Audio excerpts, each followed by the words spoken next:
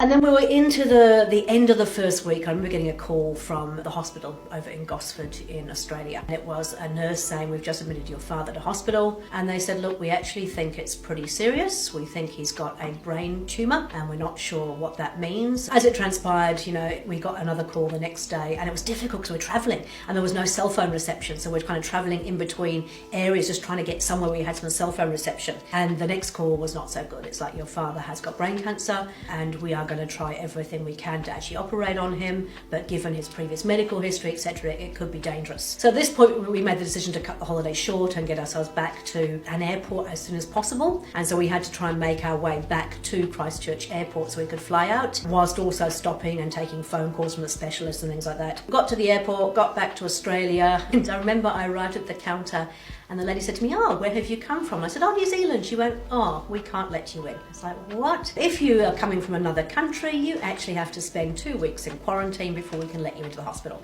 So I think at this point, a grown 52-year-old woman was literally kind of just about on the floor crying, sort of going, you don't understand, my father is unwell, I need to get to see him. And so I managed to convince them that they should actually do a pretty rapid test and try and find out if I had COVID or not, and then again to see him. And sadly, by the time I got to see him the next day, he was already not really my father anymore.